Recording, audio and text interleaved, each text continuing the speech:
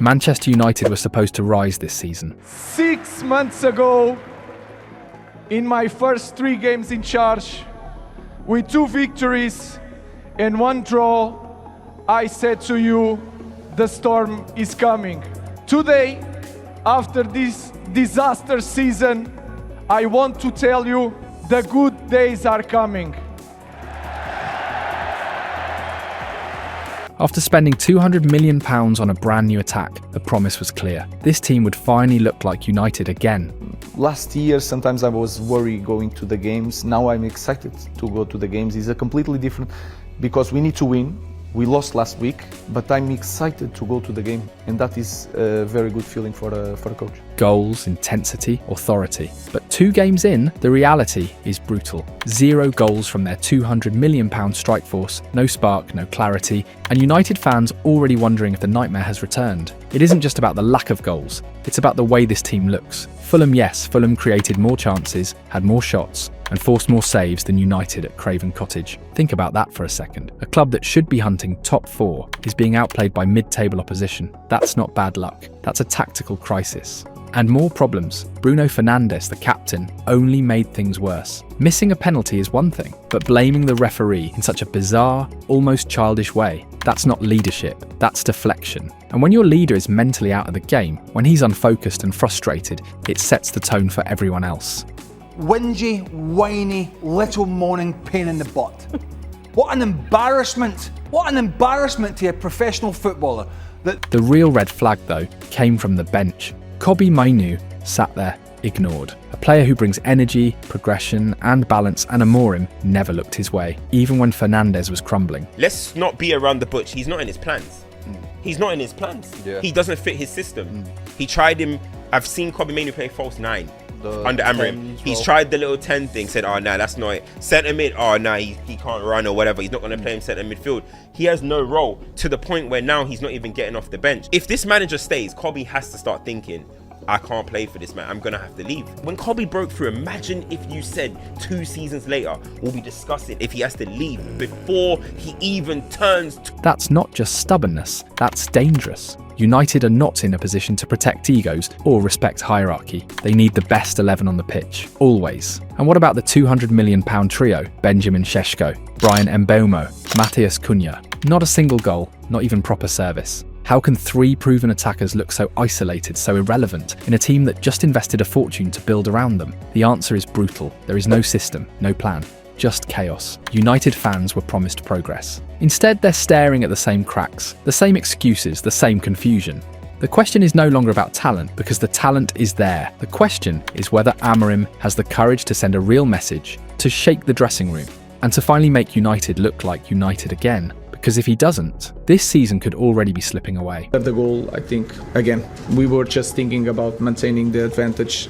We cannot. The Bruno Fernandes paradox is the perfect place to start when talking about the disaster Manchester United are today. The problem at Manchester United was that they didn't have the quality of players. That's what everybody said. They had bad recruitment. That was the big issue. Then it was the attitude of the players. Then it was the culture of the club. Now, Ruben Amorim apparently has sorted all this out by getting out the players that he wanted. They've spent £200 million on brand new attacking talent. So is the problem now the system, Mark? Because here's the uncomfortable truth. Fernandes is both United's best player and, at times, their biggest tactical problem. Last season proved his value beyond doubt. 19 goals, 19 assists. He carried United through games that should have been lost. He was their heartbeat, their risk taker, the only one brave enough to constantly look for the final ball. But even the brightest light can cast long shadows, and right now his influence is a double-edged sword. At Craven Cottage, Fernandes was directly involved in the 2 moments that defined the game. The first, a shocking penalty miss, not just a miss, but a wild balloon over the bar. The kind of error you expect from a youth prospect, not the captain of Manchester United.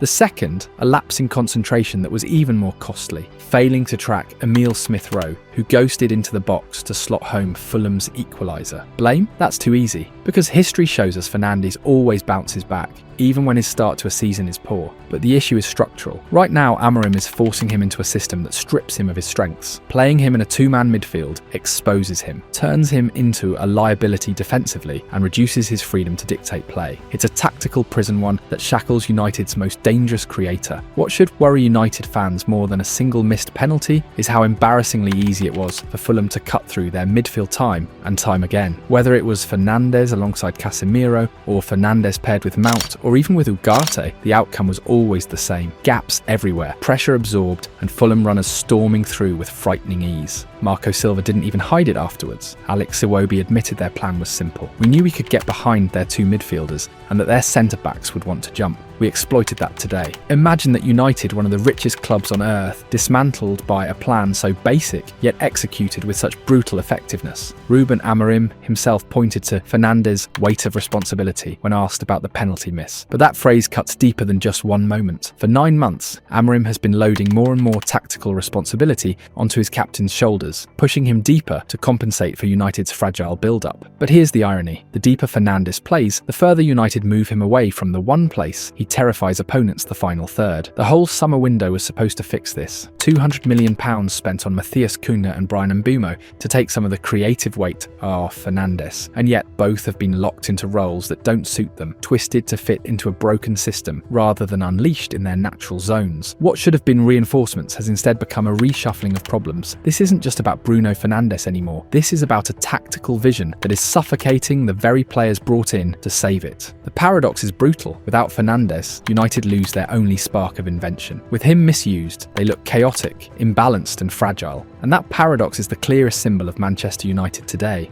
A team full of talent, but one where the pieces simply don't fit. Few would argue against the signings of Matthias Cunha and Bryan Mbeumo. After all, United finished last season with a Premier League record low of just 44 goals, a humiliation for a club of this size. Reinforcements were not optional, they were urgent. But here lies the danger. By dragging Bruno Fernandes deeper and sticking Amad Diallo at right wing-back, Amorim may have neutered what little creativity this team still had. Yes, wasteful finishing was a massive issue. Last year no team in the league underperformed their expected goals more, but the brutal truth is that chance creation itself was already below par. A total expected goals of just 52.6 placed United in the bottom half of the table for creativity. That is not the foundation of a title contender. It is the profile of a mid-table side, and the story has not changed. Against Arsenal last weekend, United peppered the goal with shots, but almost none of them were genuinely clear-cut. For all their possession, for all their supposed dominance, there was never the sense that Arsenal were about to be broken. Then came Fulham. After a promising opening spell where Cunha nearly found the net, United's attack faded into anonymity. Marco Silva didn't even hesitate to sum it up after the match. Set pieces, nothing more. A brutal but fair verdict. The statistics paint the same bleak picture. The only big chance United created at Craven Cottage came from a long clearance by Altay Bayindir, not from sustained attacking play.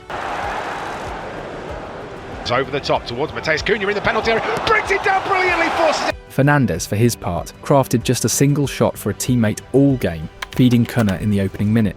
And even that was from distance. Leaves this for Cunha, Cunha in the area! Kobbie Mainoo, the brightest gem of United's academy, spent another game watching from the bench. Against Arsenal, he was unused, and at Fulham it was the same story. Amorim was blunt after the match. He's fighting for the position now with Bruno. That single line should ring alarm bells across Old Trafford. The coach never even tried pairing Fernandes with Mainoo in midfield, not at Craven Cottage, and it doesn't look like he plans to in the future. The problem is obvious. Fernandes is stuck in a role that limits his strengths, while Mainoo, who offers energy and control, is wasted on the sidelines. Their skills aren't the same, so why are they treated as rivals for one spot instead of partners? It speaks of a system that can't fit its captain, its most exciting academy talent, and a £200 million forward line into the same lineup. And the irony is brutal. United chose this path by spending big on Cunha and Mbeumo to ease the creative burden, and Fernandes himself chose it by rejecting Saudi money from Al Hilal to stay at Old Trafford. Now Al Ittihad are linked, but no one really believes he's leaving. Fernandes will stay, which means Amorim has no excuses. He must find a way to get the best out of his captain, not turn him into another problem. Because one thing's certain, this United already has too many fires to put out. The Bruno Fernandes dilemma is the clearest mirror of everything broken at Old Trafford. wasted talent, confused roles, and a tactical plan that can't bring the best out of its most valuable pieces. 2 games into the Premier League season, and Manchester United are already in trouble, still winless, still looking lost. And while the defeat to Arsenal at Old Trafford felt harsh, because United were actually the better side for long spells, this draw against Fulham at Craven Cottage was a different story altogether. Against Arsenal there was pride, there were chances, there was a sense that Amorim's football could work. Against Fulham, it was nothing short of alarming. The numbers exposed the reality. Fulham fired 13 shots compared to United's 10. 4 of those efforts hit the target, while United managed only 3. That is not the output of a £200 million attack. Possession, 53% to Fulham, 47% to United. Passes, 419 to 397 in favour of the home team. Fulham dictated tempo, they controlled midfield, they looked the smarter, sharper side. And the worst part, Amorim left Kobbie Mainoo on the bench, once again ignoring the one player who could have brought balance to midfield. It was brutal to watch. Bruno Fernandes, of course, became the headline story for all the wrong reasons. Not because he is the root of the problem, he isn't, but because his penalty miss in the 33rd minute summed up the chaos. United had worked the ball well, Mount, Cunha, and Mbeumo linking in the channels. And when VAR spotted Calvin Bassey wrestling Mason Mount to the ground, it was the breakthrough United desperately needed. Penalty given, Fernandes stepped up, and then disaster. He went for his stutter step run up, but skipped the little hop that normally defines his routine. Instead, he leaned back and smashed the ball high, aiming for the top left corner, but sending it sailing into the stands. A shocking miss from one of the Premier League's most reliable penalty takers. The situation was not helped by referee Chris Kavanagh, who bizarrely walked too close to Fernandes just as he was about to strike. The Portuguese midfielder admitted later that it disrupted his rhythm, but he didn't hide behind excuses. I missed the penalty because I kicked the ball badly, too far under it, and it went over the bar. What a baby. Honestly, it's pathetic. Triggered him because he bumped the referee before ballooning the pen over the bar. From that moment on, Bruno vanished. Fulham took control, Amorim looked powerless on the touchline, and United's entire attacking structure fell apart. These aren't just dropped points in August, they're red flags waving furiously at Old Trafford. Isn't it going, what a big kid. Any player worth his salt would have laughed that off and would have taken that penalty within 10 seconds. And yet he whined and moaned and cried, as he generally does, about something so innocuous it was embarrassment, and that whole process just formulated in his little brain, and then he puts the penalty over.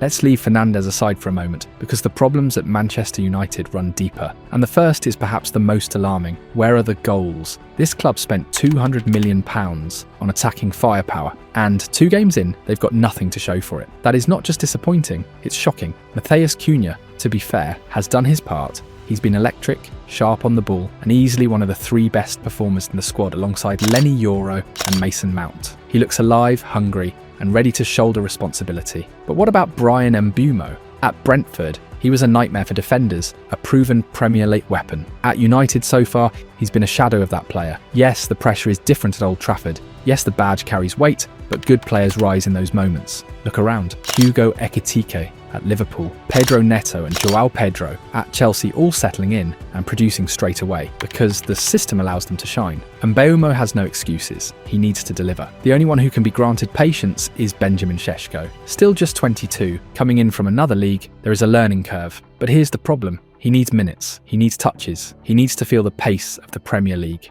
Strikers don't explode from the bench. They grow into games by starting them. If Amorim truly wants to unlock his £74 million forward, he has to trust him. Against Fulham, Šeško finally got his chance in the 53rd minute when he replaced Casemiro, while Dalot came in for Ahmad. Mount dropped deeper into midfield and Šeško took his place between Anderson and Bassey. But what followed was frustrating. Just 15 touches, 0 shots. Fulham's shape smothered him, pinning him into spaces where he could barely breathe, let alone find a finish. Mbeumo didn't fare much better. Between the 45th and 70th minute, he had only 6 touches. Fulham's defenders pressed him out of the game, cutting off the supply lines to both Šeško and Cunha. The crowd chanted for attack. The calls of attack, attack, attack, attack, attack rang out, but United simply couldn't move the ball into dangerous areas. And here's the truth. Amorim's new look front 3 are fast, powerful and technically sharp, but right now they are disjointed. Šeško is checking his shoulders waiting for runners. Mbeumo is suffocated by tight marking. Cunha is fighting on his own. 2 games in, and this £200 million attack has barely scratched the surface of what it's supposed to be. That should terrify every United fan. Now we need to address a problem that could haunt Manchester United all season: the goalkeeper position.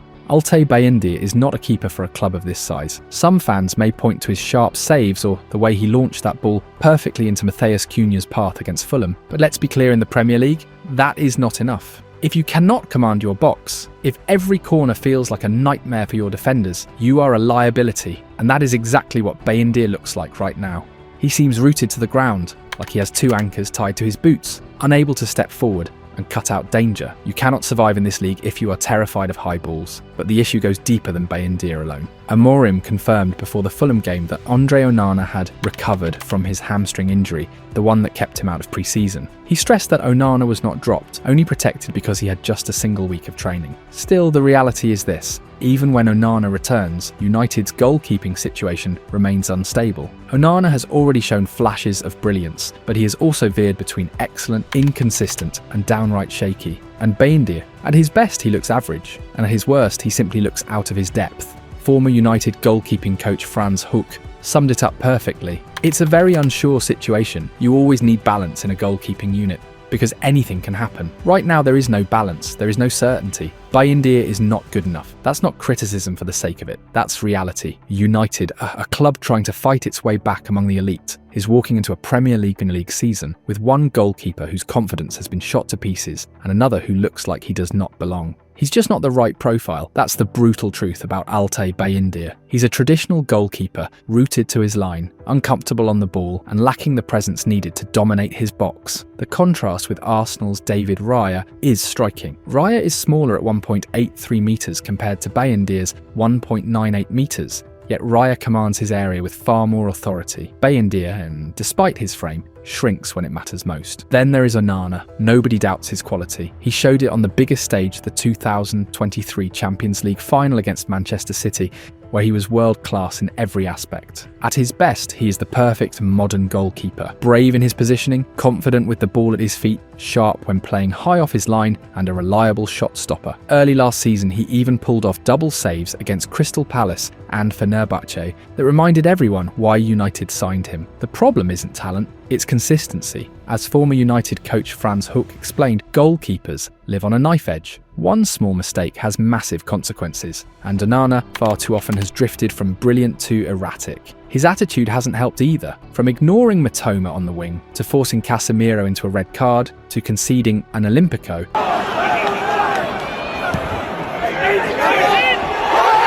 Even shoving balls into his own net, the list of errors grows. And when he taunted Haaland last season only to be humiliated moments later, it summed up the lack of focus United simply cannot afford.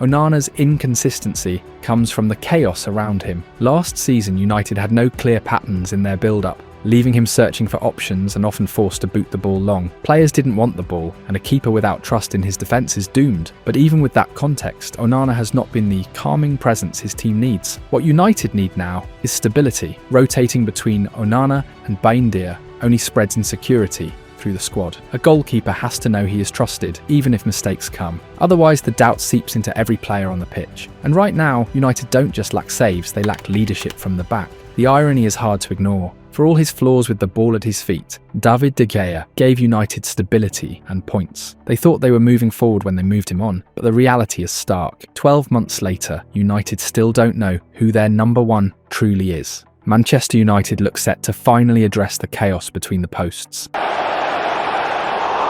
Talks are advancing with Royal Antwerp for Senne Lammens, a 23-year-old Belgian goalkeeper who has already played over 50 games in the Pro League and stands at an imposing 6 feet 4 inches. The fee being discussed is around €20 million, and for Sir Jim Ratcliffe and the club's new hierarchy, this is the right moment to make a decisive move. Lammens isn't just a stopgap. He's a young, modern keeper with the profile United desperately need. confident in the air, comfortable with his feet, and with room to grow into one of Europe's most reliable shot stoppers. His arrival would immediately add pressure on Andre Onana, who despite his world-class potential has been erratic, and Altay Bayindir, who has looked out of his depth in these opening weeks. The context is clear. United flirted with a loan move for Emiliano Martinez earlier in the window, and even considered Gianluigi Donnarumma before turning away due to his astronomical wage demands. Martinez is proven, Donnarumma is elite, but both are short-term or costly solutions. Lamens, on the other hand, offers longevity, value, and the chance to build trust in a fragile area of the squad. Bayindir's future would be the first question raised. At 27, he was already under scrutiny for flapping at Declan Rice's corner against Arsenal, a mistake that let Riccardo Calafiori score on the line. Amorim tried to defend him, arguing there was a foul, but the truth is simple. Bayindir does not convince. His passing has helped in moments, but his lack of presence is costing United dearly. Onana is set to remain as number one and will not be sold. But United know the Africa Cup of Nations in December and January will leave them exposed, with Onana away representing Cameroon. Depth and quality in goal are not luxuries anymore, they are necessities. Lamens could be the answer, not just a backup, but a potential long-term fix for a position that has haunted United for over a decade since the decline of David De Gea. If this signing happens, it may finally bring balance, competition, and clarity to a department that has only generated chaos. Manchester United are at a crossroads. 2 games in, no wins, no goals, and problems everywhere from Bruno's tactical role to a forward line still finding its rhythm, and a goalkeeping unit that inspires more fear in their own fans than in the opposition. Amorim was brought in to rebuild, to bring order and to restore respect to this badge. But right now, United look fragile, disjointed, and far away from the ruthless giants they once were. Yes, there is talent. Sesko will grow, Cunha is electric, and Mbeumo has the quality. Mainu is waiting to explode. And maybe Lamens can be the answer in goal, but without a clear plan, without bravery in decisions, and without consistency, all that potential will remain wasted. This club cannot live on excuses anymore. The Premier League does not wait for anyone, and United's rivals are pulling further ahead with every passing week. Amorim has the tools, but does he have the courage to make the tough calls? One thing is certain. If Manchester United don't fix their massive problems now, this season could become another nightmare. The question is, will Old Trafford witness a rebirth or another collapse?